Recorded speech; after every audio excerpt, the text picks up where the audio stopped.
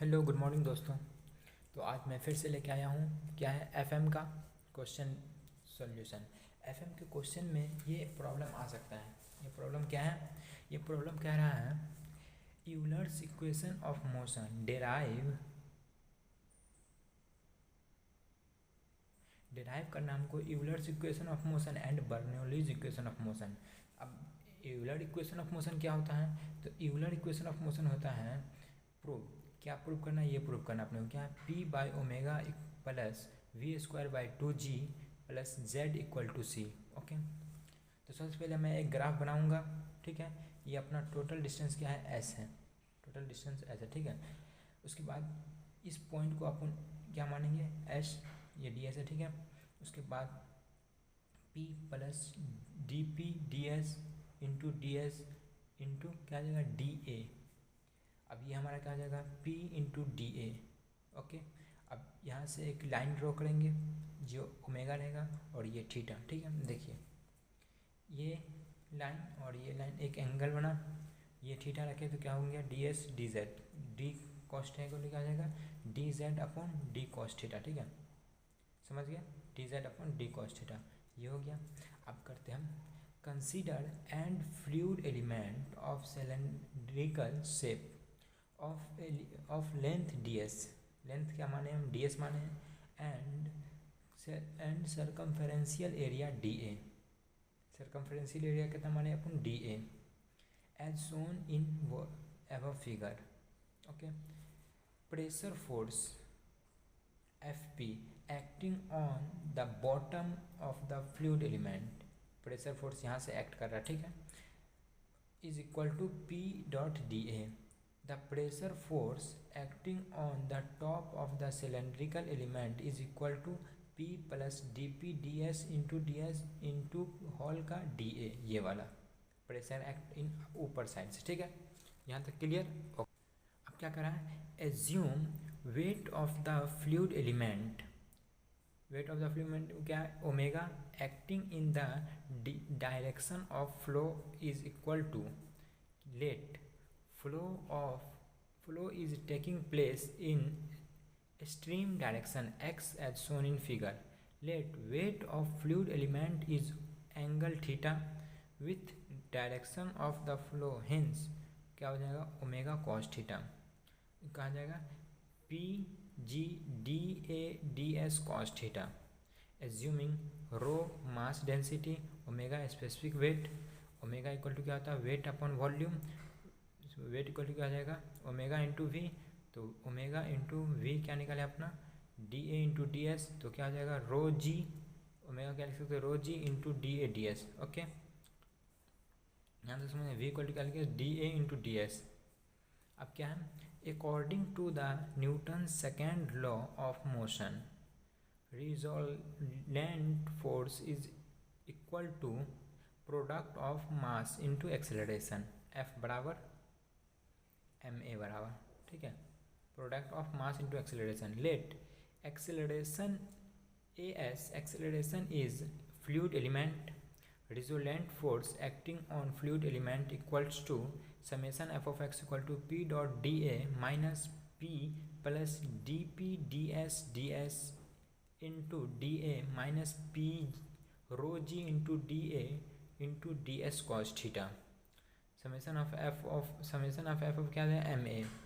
तो क्या आ जाएगा, p dot d a minus p plus D P D S into D a minus rho ji into d cos theta equals to p d A D S into a S.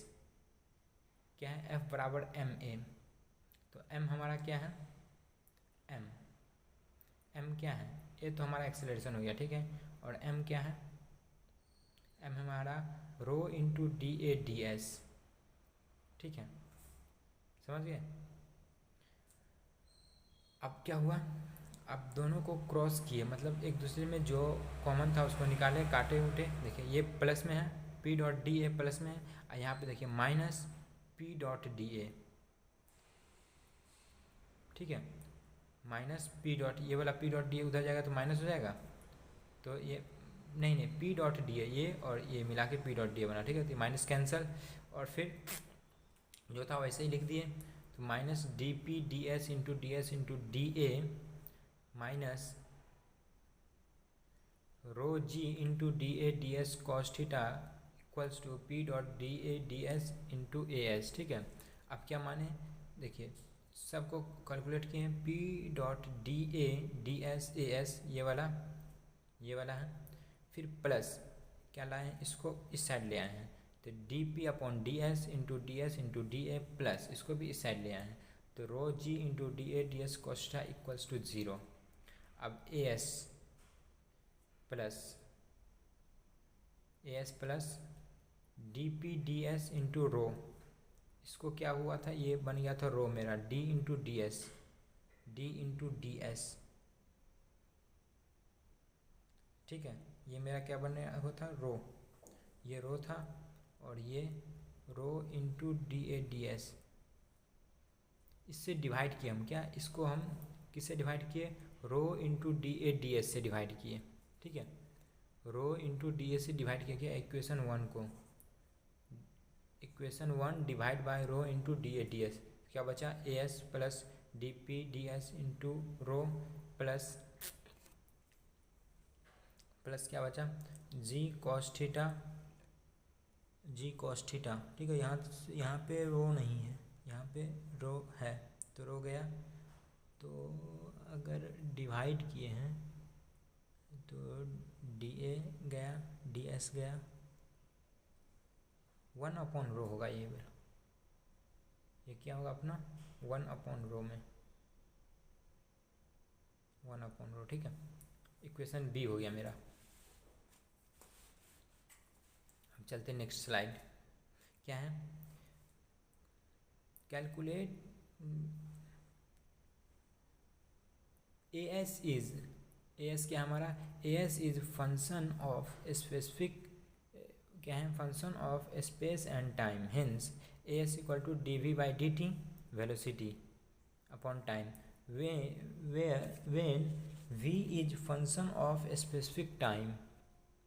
तो क्या बन गया हमारा, d v into D S into d t plus d u by d t, क्या हो जाएगा, d v by d t equal to 0। तो क्या हो जाएगा, a s equals to v into d v by d s, question c, putting the value of c in equation b, equation c जो है उसको बी में put करते हैं, तो क्या हो जाएगा, d P upon rho into D s plus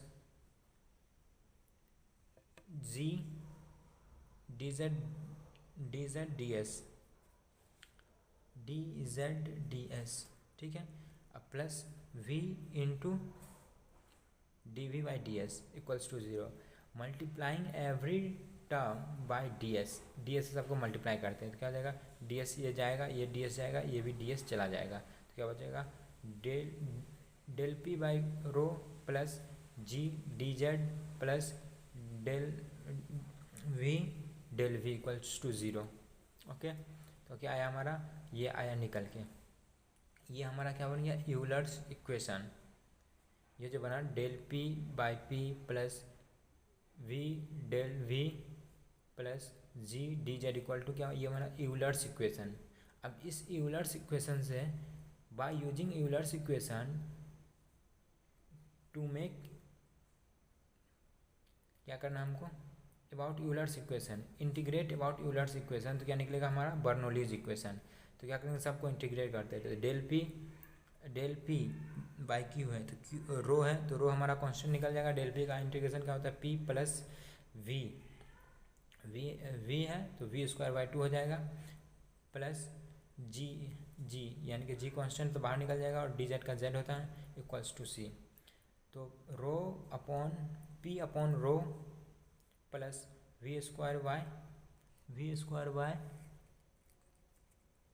all terms को क्या किए हम, ऑल टर्म को जी से डिवाइड कर दिए हैं, ऑल टर्म्स डिवाइडेड बाय जी से सभी को डिवाइड करना है, ठीक है। जी से डिवाइड किए तो क्या बन गया हमारा, P upon G into rho plus we square upon 2 G plus Z, G से जी कट गया, ये हो गया क्वेश्चन सी। तो क्या बन गया हमारा, रो और जी को हम लिख सकते हैं omega, P upon omega plus we square upon 2g plus Z equals to C, ये हमारा हो गया बर्नौलीज इक्वेशन। यही पूछेगा, अगर यहाँ से यहाँ तक पूछा तो 5 मार्क्स, और अगर यूलर्स इक्वेशन पूछ दिया तो 10 मार्क्स। ठीक है, तो अगर 5 मार्क्स में पूछा जाएगा तो इस फॉर्मूला को याद करने का और इंटीग्रेट करके ये लाने का। ठीक है, और 10 मार्क्स में पूछेगा तो वो शुरू से जो पढ़ाए थे एज्यूम करने वाला वो करने का, यहाँ से स्टार्ट करने का और यहाँ तक ख़त्म करने का। ठीक है, तो 10 मार्क्स मिलेगा, यहाँ तक ख़त्म करने का तो 10 मार्क्स मिलेगा। ठीक है, तो थैंक यू इसके लिए।